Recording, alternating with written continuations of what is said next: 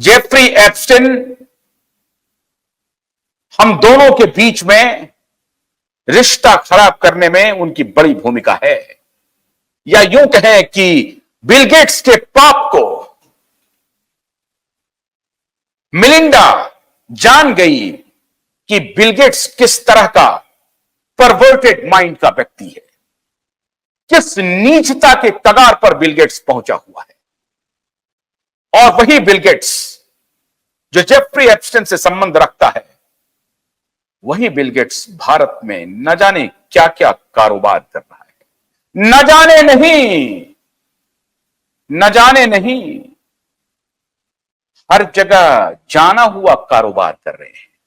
और इस देश के 140 करोड़ लोग ये मानने को तैयार नहीं है, ये जानने को तैयार नहीं है, क्योंकि उन्हें कोई गॉड, उन्हें भगवान नजर आ रहा है। आज इन्हीं भगवानों को आपके सामने नंगा करने जा रहा हूं, एक्सपोज करने जा रहा हूं। ये कैसे भगवान बनते हैं, कैसे बनाया जाता है। जेफरी एप्स्टिन और बिल गेट्स के रिश्ते के बारे में अब मैं आपको एक और वीडियो सुना रहा हूं। यह वीडियो है अमेरिका के पूर्व राष्ट्रपति के भतीजे और नामचीन attorney Robert F Kennedy junior की। वो क्या कह रहे हैं और फिर बिल गेट्स से इस तरह का रिश्ता क्या है, ये मैं अभी आपको समझाता हूं। जरा उस वीडियो को सुनाइए। बहुत क्लियर नहीं है, लेकिन अगर आप सुनेंगे ध्यान से तो समझ जाएंगे। वो मैं आपको बताता हूं अभी आपको। You say that this entanglement has occurred. You said agency employees are actually getting royalties, getting payments on vaccines and drugs that they approve. Is that true? Yes, there's a couple things happening with FDA. About 50% of FDA's budget comes from regulated industries, so mainly the pharmaceutical industries. You have agency capture on steroids. The principal objective of FDA today is to serve the mercantile interests of pharmaceutical companies.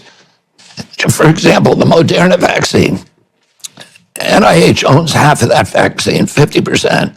So the billions of dollars that vaccine makes, half of that goes to NIH, the agency, but there's also individuals, at least 4, maybe 6 individuals who work for NIH who are high-level deputies under Anthony Fauci, who get to collect $150,000 a year forever, not just for their lives, but their children. As long as that mRNA technology is on the market, they're going to be making money from it. Okay. And that is a conflict. Hang on a minute now, because I don't want to blow by this too fast. So the National Institute of Health is getting a kickback, a bribe, a royalty, a share, whatever you want to call it. Is this not a clear conflict of interest? Yes. That's what you're pointing out, right? Yeah, it is. People are shocked. Why are you the only one talking about this? If you talk about this kind of thing, you get censored on YouTube.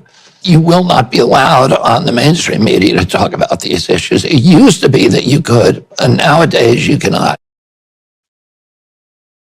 Robert F Kennedy कह रहे हैं कि America का जो FDA है, वो FDA pharma कंपनियों से उनको पैसा मिलता है, और नेशनल इंस्टीट्यूट ऑफ हेल्थ जो है एनआईएच, उसमें जो काम करने वाले साइंटिस्ट हैं, वो पब्लिक मनी पर, सरकारी पैसे पे रिसर्च करते हैं, और वो पूरा का पूरा रिसर्च फार्मा कंपनियों को देते हैं।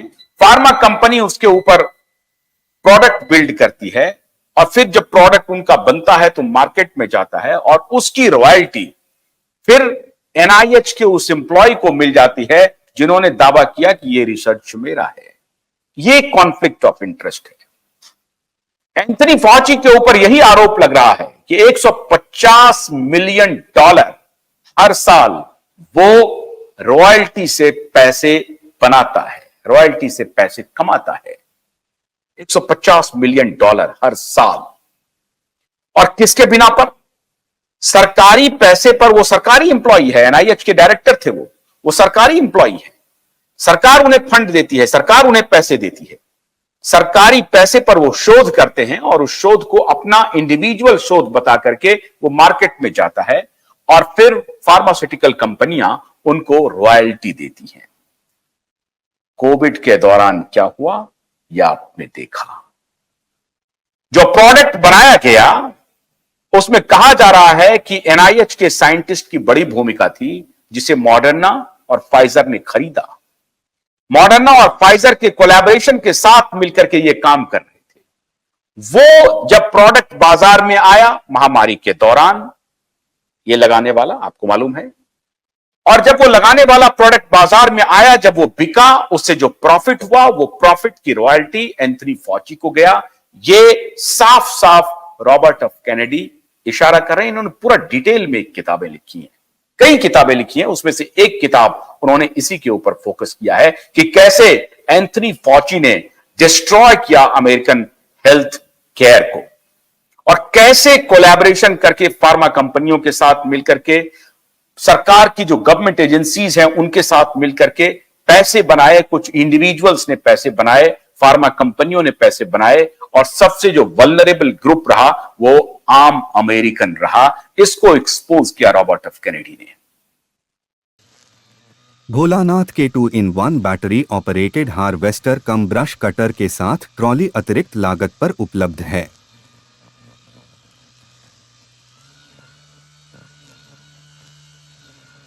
अधिक जानकारी के लिए कृपया दिए गए नंबर पर कॉल करें।